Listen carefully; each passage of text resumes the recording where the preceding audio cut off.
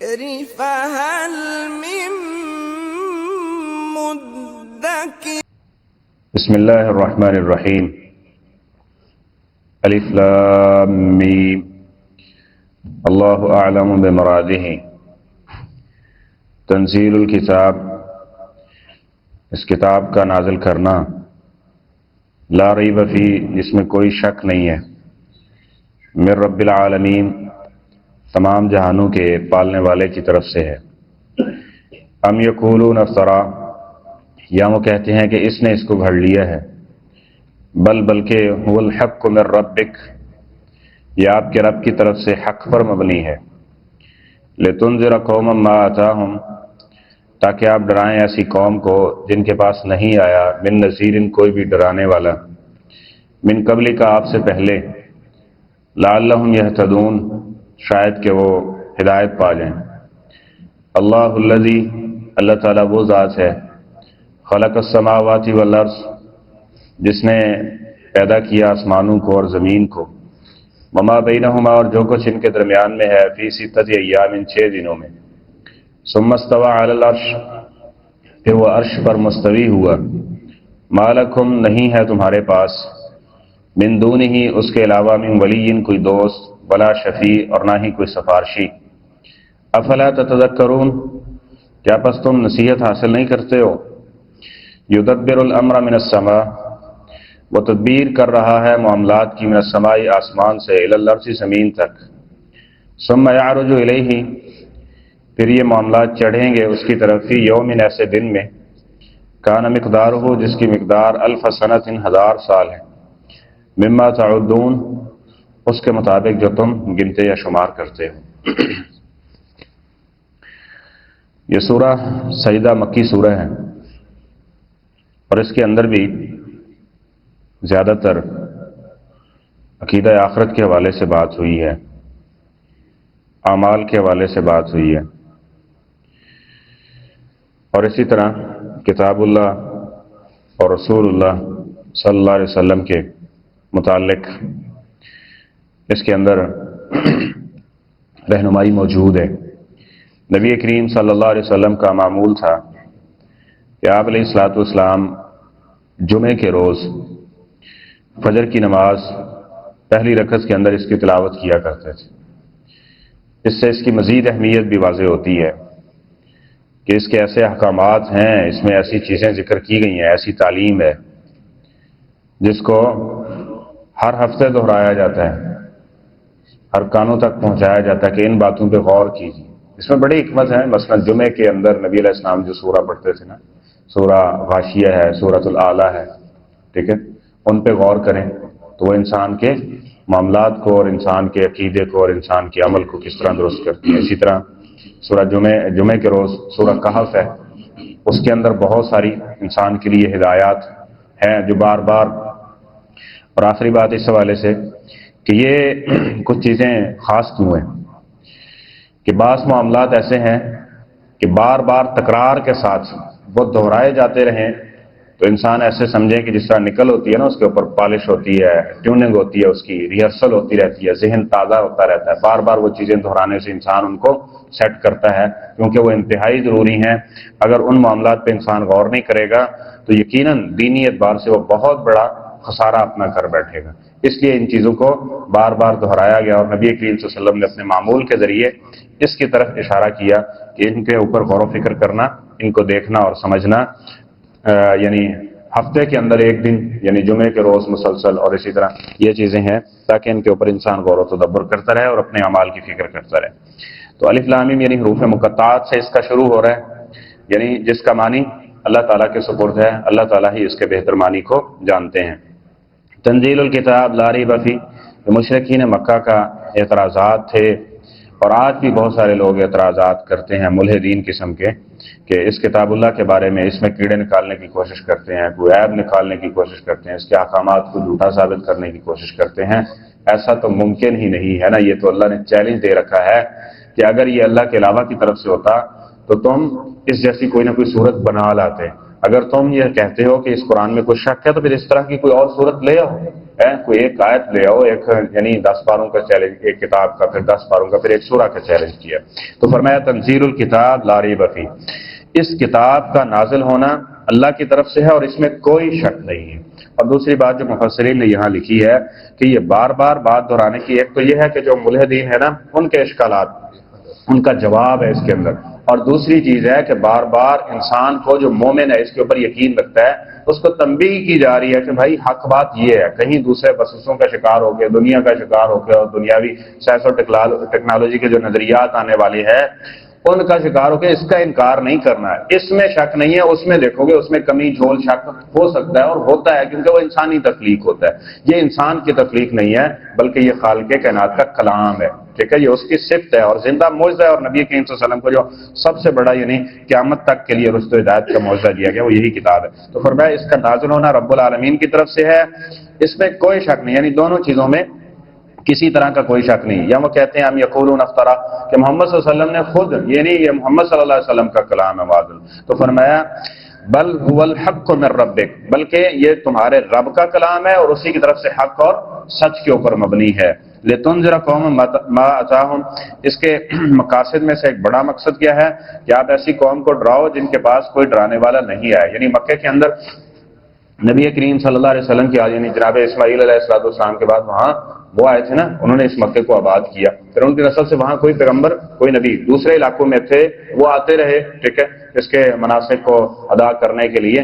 لیکن مکے کی بستی کے اندر کوئی دوسرا رسول جو ہے وہ یعنی جناب اسماعیل علیہ السلام کے علاوہ وہاں نہیں بھیجا گیا تھا. تو فرمایا آپ جائیں ایسی قوم کے پاس اور ان کو ڈرائیں، من قبل کا لعلہم یہتدون، کس لیے ڈرانا ہے؟ تاکہ وہ ہدایت پا جائے. یعنی ڈرنا اور ڈرنے والی باتوں کو سننا یہ بھی ہدایت کا ایک رستہ ہے اور ہدایت پہ چلنے کا ایک طریقہ ذکر کیا گیا. لہذا بسا اوقات یہ باتیں سننے کو ملتی ہیں کہ خوشخبری والی باتیں اور یہ چیزیں، اور آپ ذرا اس پہ غور کریں تو یہ بات بڑی واضح ہوگی کہ جتنے اعمال بتا دیے ہیں نا کہ اس عمل کی وجہ سے جنت ملے گی، اس عمل کی وجہ سے اللہ راضی ہوتا ہے، وہ اتنے ہیں حدیث مسنون کی صورت میں ہم جانتے ہیں.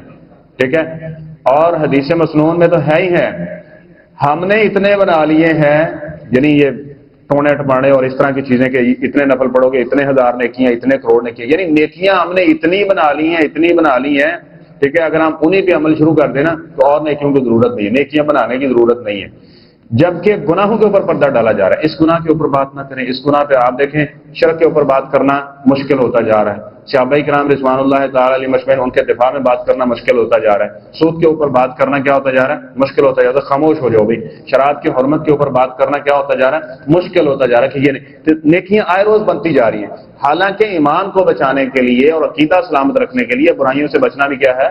ضروری ہے. مکے کی 13 سالہ زندگی میں نبی کریم صلی اللہ علیہ وسلم جو محنت کی ہے وہ اسی چیز پہ کی تھی کہ یہ برائیاں ہیں، یہ برائیاں ہیں، یہ برائیاں، تم ظلم کرتے ہو، شرک کرتے ہو، یتیموں کا حق کھا جاتے ہو، مسکینوں کے اوپر ظلم زیادتی کرتے ہو، رشتہ داریوں کو توڑتے ہو، یہ تمہارا نظام. یعنی ان برائیوں کو درست کرنے کے اندر لگایا گیا. اور آخری جو 10 سال ہیں یعنی مدینے کے، اس میں احکامات کی صورتوں کے اندر دیا گیا. اور اسی لیے آپ مکی صورتوں میں دیکھیں گے تو مکی صورتیں پڑھ کے جو ہے وہ انسان کا ایسے سمجھے رونگٹے کھڑے ہو جاتے ہیں. اور نبی کریم صلی اللہ علیہ وسلم کا فرمان ہے اس کے بارے میں، شیبتنی ہود والنبا، مجھے جب میں سورہ ہود پڑھتا ہوں اور نبا پڑھتا ہوں اور نازیات پڑھتا ہوں نا تو اس نے مجھے بوڑھا کر دیا، اس نے بوڑھا کر دیا مجھے. یعنی ایسی ایسی چیزیں قیامت کے بارے میں کہ ہم آسمان کی کھال ادھیڑ لیں گے، آسمان پھٹ جائے گا اور یہ زمین، ستارے، چاند اور پہاڑ یہ ریزہ ریزہ کر دیے جائیں گے، ان کو چلایا جائے گا. فرمایا اس نے مجھے بوڑھا کر دیا. تو لتنذر قوما ما اتاہم من نذیر من قبلک لعلہم یہتدون، کیونکہ اللہ کا ڈر اور خوف خاشعین متقین یہ صفت ہے مومن بندے کی اور اللہ کے محبوب بندے کی. اور یہ کون ہوتے ہیں؟ جو اللہ کا ڈر اور خوف جن کے دلوں میں ہوتا ہے. اس لیے اللہ کا ڈر اور خوف پیدا رکھنا اور اپنے دلوں میں رکھنا، ٹھیک ہے، یہ ایمان کی علامت. اور اس کو سرے سے نکال دینا ان چیزوں کی طرف تو انسان اپنا ایمان سلامت نہیں رکھ سکتا. فرمایا اللہ الذی، اللہ تعالیٰ کون ہے؟ اللہ وہ ذات ہے خلق السماوات والارض، جس نے آسمان اور زمین کو پیدا کیا. اب یہ ایک معنی ہے. دوسرا معنی مفسرین نے کیا کہ اس کو بنایا ہے. لیکن پیدا کرنا جو معنی ہے نا اس کے اندر زیادہ جو ہے وہ موجود ہے. خالق کا مطلب یہ ہے کہ اللہ تعالیٰ نے اس کو اس طرح سے پیدا کیا کہ تمام کا تمام، اس کا پہلے کوئی آئیڈیا، پہلے کوئی نظریہ یا کسی سے کوئی معاونت کچھ بھی نہیں. خالق یعنی تخلیق اول سرے سے، نئے سرے سے، بدیع السماوات، یعنی نئے سرے سے اس کا آغاز کیا اور اس میں کسی قسم کی کوئی مدد اور کوئی تعاون نہیں ہے. جبکہ بنانے کے اندر انسان کو چیزیں بناتا ہے نا تو اس میں تکلیف یا کسی اور چیزوں کی کچھ، تو فرمایا خلق کا لفظ استعمال کیا، یعنی اس پہ بنانے میں ذرہ برابر بھی کسی کا کوئی مشورہ، کسی کو کوئی مدد، کس کا کوئی تعاون کوئی اللہ تعالیٰ کے ساتھ نہیں، بلکہ حقیقی اکیلے اللہ نے بنایا۔ وما بینہما، اور جو کچھ اس کے درمیان میں ہے، اس میں انسان اور جتنی بھی مخلوقات ہیں سب کچھ وہ ان زمین و آسمان کے درمیان میں اللہ نے رکھا ہوا ہے نا، تو ان سب کو بنانے والا کون ہے؟ خالق، صرف اللہ کی ذات ہے، اس میں کسی کا مشورہ، کسی سے مشاورت، کسی کی رائے کا بھی ذرا برابر دخل نہیں ہے، چہ جائے کہ وہ کسی خطے کا یا کسی علاقے کا بنانے والا ہو۔ تو فرمایا ثم استوى علی العرش، پھر وہ عرش پر مستوی ہوا۔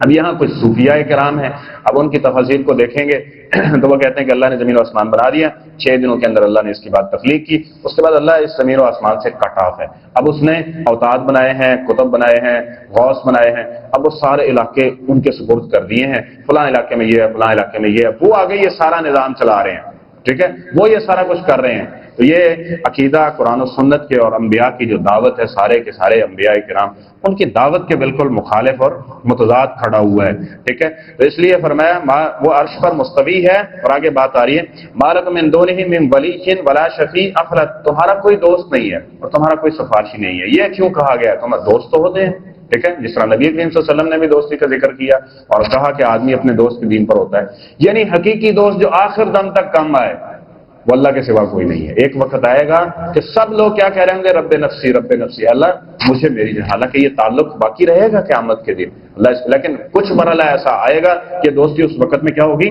وقتی طور پہ اس کی وہ دوستی کے جو اثرات ہیں وہ نظر نہیں آئیں گے، ہر کوئی کہے گا کہ رب نفسی، اللہ مجھے بچا لے مجھے بچا لے، ٹھیک ہے۔ لیکن ایک تعلق جس نے نیک عمل کیے ہیں تو اللہ تعالیٰ کے ساتھ محبت والا، اللہ کے عرش کے سائے والا، ٹھیک ہے، یہ امید باقی رہے گی۔ اس لیے فرمایا ما لکم من دونہ ولی، اس کے علاوہ حقیقی دوست تمہارا کوئی نہیں ہو سکتا، ولا شفیع، اور سفارشی بھی کوئی نہیں ہو سکتا، یعنی اللہ اگر کسی کو سفارش کرنی ہے نا کسی نے، تو اللہ اجازت دے گا نا کہ آپ اس کے لیے سفارش کرو، تو سفارشی پھر کیا ہے؟ اللہ تعالیٰ اس کی کسی نیک عمل کو پسند کر رہا ہے نا، تو حقیقی سفارشی کیا ہے؟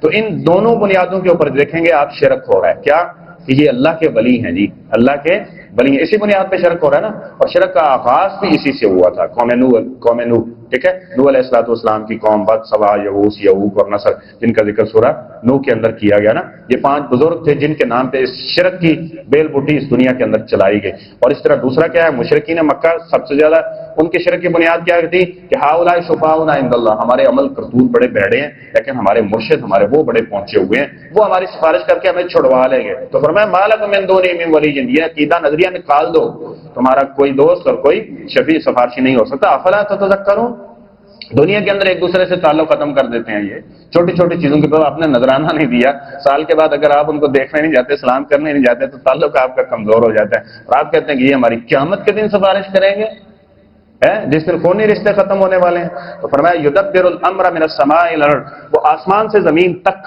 سارے معاملات کی تدبیر کر رہا ہے، کسی اور کے سپرد اس نے کیے، کسی اور کے سپرد نہیں کیے، بلکہ وہی ہے جو ان کی تدبیر کر رہا ہے۔ ثم يعرج اليه في يوم كان مقداره الف سنه مما تعدون، پھر یہ ہوگا کہ اس کا حساب و کتاب بھی اسی نے لینا ہے، یہ سارے معاملات دفتر بن رہے ہیں، قیامت کاتبین بیٹھے ہوئے ہیں، ایک ایک چیز نوٹ کی جا رہی ہے، پھر یہ اللہ کے دربار میں پیش ہوں گے اور وہی حساب و کتاب لینے والا ہے۔ اور یہاں الف سنہ 1000 سال کا ذکر کیا گیا، تو اس سے مراد کیا ہے؟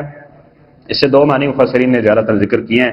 ایک یہ ہے کہ جب کوئی معاملہ ہوتا ہے، یعنی زمین سے آسمان تک آنے جانے کا فاصلہ 1000 سال کا ہے، نبی علیہ الصلوۃ والسلام کے لیے 500 سال کا آنے کا اور 500 سال جانے کا، یعنی 1000 سال کا فاصلہ ہے، لیکن اللہ کا جو لکھا ہو، یعنی فرشتے جن کی ڈیوٹی لگائی گئی ہے، وہ ایک پل میں رپورٹ اللہ تک پہنچا سکتے ہیں۔ جس طرح نبی کریم صلی اللہ علیہ وسلم نے فرمایا سوموار اور جمعرات کو ہر بندے کے نامہ اعمال پیش ہوتے ہیں، اور میں یہ پسند کرتا ہوں کہ اس دن میں روزہ رکھوں، روزے کی حالت میں میرا نامہ اعمال جو ہے وہ اللہ کے روز پیش، اللہ کے سامنے جو ہے وہ پیش کیے جائیں۔ اور دوسرا معنی مفسرین نے یہ کیا ہے کہ اس سے مراد قیامت کا دن ہے، قیامت کے بارے میں 50 الف سنہ بھی کہا گیا، 50,000 سال کی لمبا دن ہوگا۔ اسی طرح 1000 سال کا حدیث میں آیا کہ مومن کے لیے کیا ہوگا؟ جس طرح ایک عصر سے مغرب کا وقت ہے، ٹھیک ہے، یعنی اتنا چھوٹا سا ہوگا، جتنا برائیاں زیادہ ہوں گی اتنا ہی اس کا جو ہے وہ معاملہ اور اس کی مدت میں اضافہ ہوتا جائے گا، اور جتنا وہ اللہ تعالیٰ کا زیادہ محبوب ہوگا اتنا ہی اس دن کی شدت کو کم کر دیا جائے گا، اور ویسے سمجھے گا کہ جس طرح ایک پل ہے، جس طرح یہ یعنی عصر سے لے کے مغرب تک یعنی گھنٹے 1.5 گھنٹے کا وقت ہے،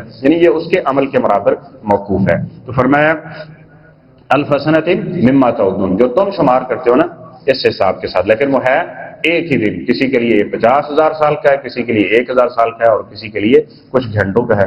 اللہ کریم ہمیں آخرت کی فکر اور قیامت کے دن کامیاب لوگوں کے اندر اللہ ہمیں شامل فرمائے۔ صدق اللہ العظیم۔